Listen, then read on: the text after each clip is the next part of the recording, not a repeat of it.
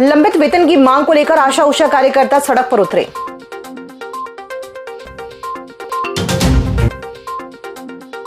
सरयू की तर्ज पर विकसित होंगे नर्मदा के घाट।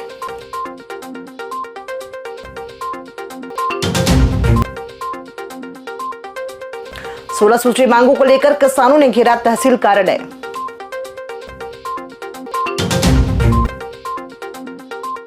ब्लड दिलाने के नाम पर पैसे लेकर भागा दलाल पकड़ा।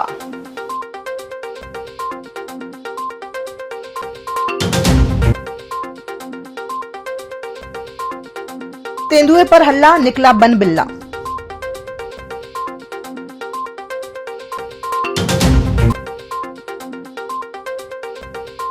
छोटी लाइन फाटक से रामपुर चौक तक हटाया अतिक्रमण। नमस्कार, आप देख रहे हैं जबलपुर एक्सप्रेस और मैं हूं आपके साथ कंचन। आइए अब नजर डालते हैं जबलपुर की कुछ खास खबरों पर। जबलपुर आशा उषा कार्यकर्ताओं ने मांगी बकाया प्रोत्साहन राशि। आशा उषा कार्यकर्ताओं में 4 माह से लंबित बकाया प्रोत्साहन राशि और हर माह की 5 तारीख को प्रोत्साहन राशि के भुगतान की मांग को लेकर आज कलेक्टर को नेशनल स्वास्थ्य मिशन की संचालक के नाम पर एक ज्ञापन सौंपा। ज्ञापन के माध्यम से आशा उषा कार्यकर्ता आशा पर्यवेक्षक एकता यूनियन C2 की प्रदेश सचिव पूजा कनौजिया ने बताया कि आज प्रदेश व्यापी आह्वान पर जिला मुख्यालय में यह ज्ञापन सौंपा गया है। उक्त ज्ञापन के माध्यम से चेतावनी दी गई है कि अगर 15 दिनों के भीतर बकाया लंबित प्रोत्साहन राशि का भुगतान नहीं किया गया तो प्रदेश भर में आशा उषा कार्यकर्ता काम बंद हड़ताल पर चले जाएंगे।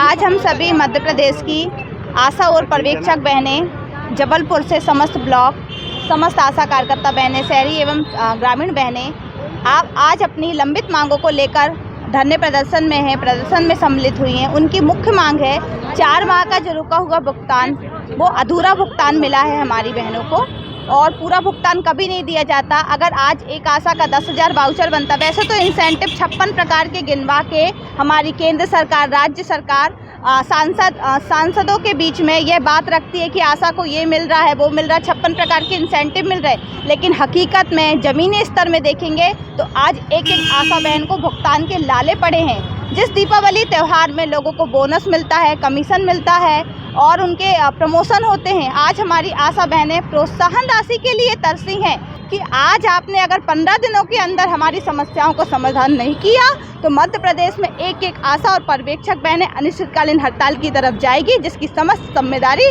हमारी सरकार की होगी और हमारे राष्ट्रीय स्वास्थ्य मिशन के अधिकारियों की होगी। पूजा कनौजिया, प्रदेश महासचिव, आशा उषा पर्यवेक्षक एकता union Madhya Pradesh C2।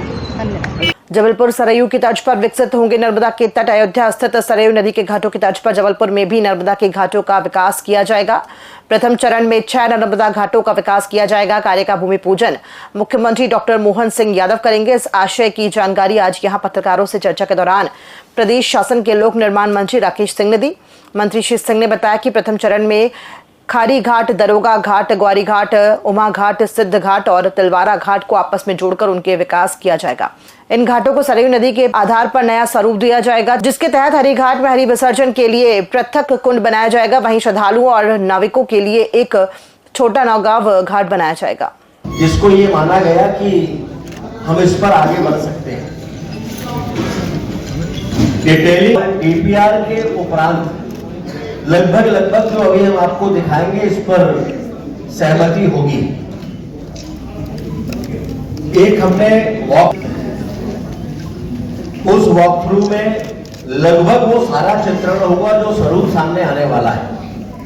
Blood के नाम पर रकम लेकर भागा दलाल पकड़ाया। पुलिस में आज मुखबिर की सूचना पर जबलपुर मेडिकल कॉलेज में इलाज कराने आई शहपुरा की एक गर्भवती महिला को ब्लड दिलाने का झांसा देकर उसके पति से 2,000 रुपए लेकर भागे दलाल अंशुल को दबोच लिया। प्रभारी गढ़ा को ये सूचना प्राप्त हो रही थी कि मेडिकल में ब्लड को लेकर कोई गैंग काम कर रहा है, जो जब किसी व्यक्ति को ब्लड की जरूरत होती है तो उससे पैसों की डिमांड की जाती है।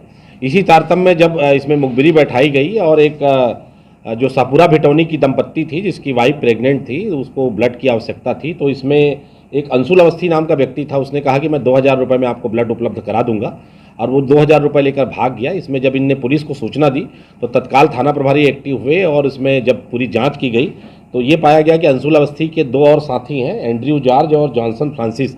इनका काम ही यही है कि जो पीड़ित लोग हैं जिनको ब्लड की आवश्यकता होती है उनसे पैसे मांगकर और बीच में दलाली करके इनको ब्लड उपलब्ध कराते थे। इस सूचना पर शाहपुरा वाली दंपत्ति की सूचना पर इन तीनों के खिलाफ धारा 318, 61(2) भारतीय न्याय संहिता का अपराध दर्ज कर लिया गया है। इसमें और आगे जांच की जा रही है। अगर और भी कोई व्यक्ति इनके गैंग में शामिल होगा, जांच के दौरान उन नामों का पता लगाया जाएगा और उनको भी इसमें आरोपी बनाया जाएगा। हमारी एक संस्था हमारी थैलेसीमिया जनजागृति समिति जबलपुर की है। हम लोग को आए दिन यहाँ पे खबर मिल रही थी कि यहाँ पे हर प्रकार की दलाली चल रही है। यहाँ पे मरीजों को एडमिट करने से लेके मृत्यु प्रमाण पत्र से लेके यहाँ से मेडिकल से प्राइवेट में जाने हेतु तक वहाँ तक की दलाली चल रही है, जो कि हम लोग को हर रोज़ खबर आ रही थी, जिसका हमारे पास कुछ नंबर और कुछ फ़ोटोज़ आई थी, जिसका रेस्क्यू हमने आज मेडिकल में किया, जहाँ पे हमको आज 2 दलाल पकड़ाए गए, जिनका एक एंड्रयू नाम है और एक जॉनसन, जिनसे हमने अभी पता किया है। तो उन्होंने बताया कि हमारी बहुत लंबी चेन है, करीब 50 लोग हैं।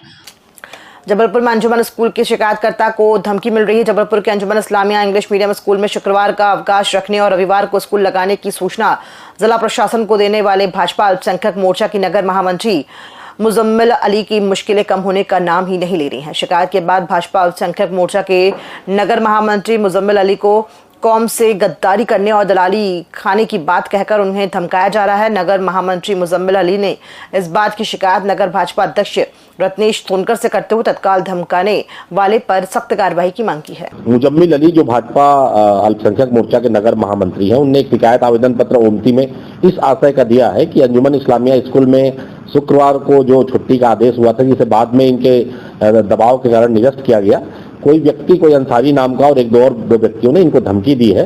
इस बाबत इन्होंने एक आवेदन पत्र दिया है, जिसकी जांच की जा रही है। जांच में ये बातें सही पाई गई तो जो जिन व्यक्तियों ने धमकी दिया है उनके खिलाफ वैधानिक कार्रवाई सुनिश्चित की जाएगी। हाल ही में परसों के दिन मैंने अंजुमन इस्लामिया बफ की शिकायत जबलपुर कलेक्टर साहब से की थी कि वहाँ पे जुम्मे की छुट्टी घोषित की गई है, ताकि वहाँ पे जुम्मे की छुट्टी कभी नहीं रहती थी इंग्लिश मीडियम में।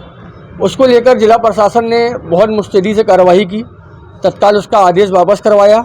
हमारे प्रदेश सरकार ने और मध्य प्रदेश शासन ने वो आदेश को तत्काल रुकवाया। उसके बाद एक इसरार अंसारी मोटू नाम का युवक है, जो कि गोहलपुर नई बस्ती में रहता है, वो मेरे को व्हाट्सएप में कौम का दलाल, भाजपा का दलाल, क्या संविधान में किसी रूलिंग पार्टी का या कोई पार्टी का सदस्य होना क्या गुनाह है क्या?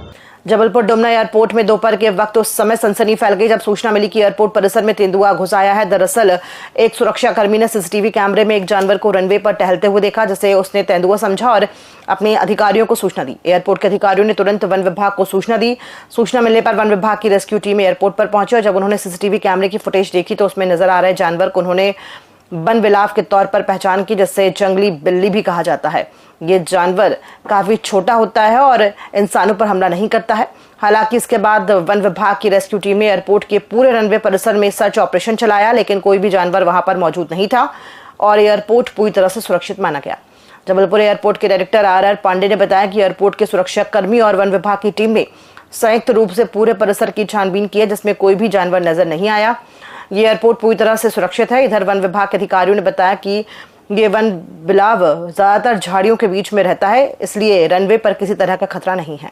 एक्चुअली हमारा ये कंप्लीट प्रीमाइसेस सीसीटीवी से कवर्ड है, तो हम उस पर हमेशा निगरानी रखते हैं कि हमारे प्रचालन क्षेत्र में कोई संदिग्ध गतिविधि नहीं है। सीसीटीवी कवरेज भी प्रोमिनेंट प्लेसेस पर है, तो किसी व्यक्ति के माध्यम से जो सीसीटीवी देखते रहते हैं, रेगुलर होते हैं, उन्होंने सूचना दी कि एक तेंदुआ जैसी कोई जानवर दिखाई पड़ रहा है, तो फिर हमने वन विभाग को सूचना दी। वन विभाग ने आए और उन्होंने सीसीटीवी को देखा तो पाया कि ये वन बिलार है, तेंदुआ नहीं है। और सभी संबंधितों से मिलकर के हम ये सुनिश्चित करते हैं कि हमारा हवाई अड्डा सभी के लिए सुरक्षित रहे। हम लोग तत्काल प्रभाव से सारी कार्रवाई करने में तत्परता दिखाते रहे। शहर को सुंदर और सुरक्षित बनाने नगर निगम की अन्य क्रांति टीम आज से सड़कों पर उतरी। इस दौरान छोटी लाइंस फाटक से रामपुर चौक तक सड़क पर पसरे अतिक्रमणों को हटाने की कवायद के तहत व्यापारियों को समझाइश दी गई। कार्यवाही के दौरान व्यापारियों ने नगर निगम की टीम को सहयोग प्रदान करते हुए कुछ जगहों पर सड़क में पसरे अतिक्रमणों को स्वयं हटा दिया। वहीं कुछ स्थानों पर नगर निगम ने जेसीबी की मदद से अतिक्रमण हटाने की कार्रवाई की।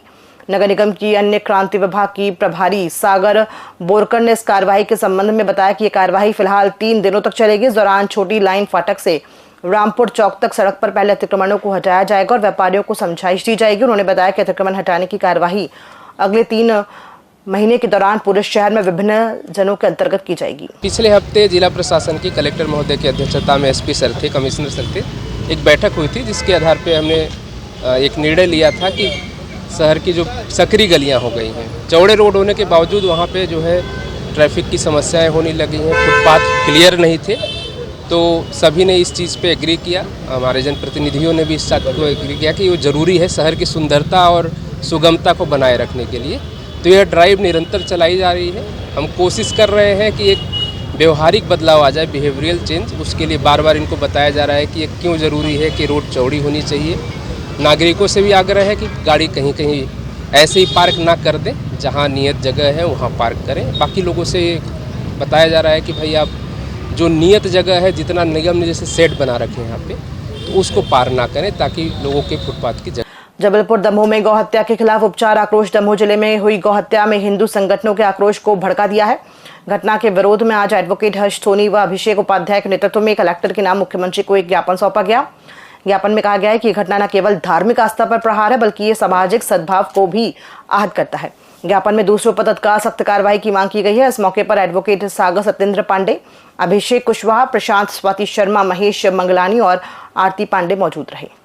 मेरी तो मांग यही है कि जिस तरीके से गौ हत्या की गई है, या उन व्यक्तियों को उसी तरीके से उनको भी दंड दिया जाना चाहिए, क्योंकि गौ हत्या करना महापाप है और गौ हमारी माँ है जो हमारे यहाँ पूजी जाती है। उस गौ को मार के उसका मांस खाया जाता है, उसकी बिक्री होती है। तो ऐसे दंडनीय अपराध को रोकने के लिए कड़ा से कड़ा कानून बनाना चाहिए। जबलपुर के शाहपुरा तहसील कार्यालय के सामने सोमवार को सैकड़ों किसान अपनी 16 सूची मांगों को लेकर धरने पर बैठ गए। किसानों का आरोप है कि फसलों का भुगतान लंबे समय से लंबित है, जिससे उनकी आर्थिक स्थिति बिगड़ गई है। नाराज किसानों ने तहसील परिसर में जोरदार नारेबाजी करते हुए प्रशासन से तत्काल भुगतान और समर्थन मूल्य बढ़ाने की मांग की। मौके पर जिला प्रशासन और पुलिस टीम पहुंची और किसानों को समझाने का प्रयास किया, लेकिन किसान अपनी मांगों पर अड़े रहे। किसानों ने चेतावनी दी है कि यदि जल्द समाधान नहीं हुआ तो वे आंदोलन को और तेज करेंगे। मामला शाहपुरा थाना क्षेत्र का है। जबलपुर एक्सप्रेस में फिलहाल इतना ही। दीजिए इजाजत, नमस्कार।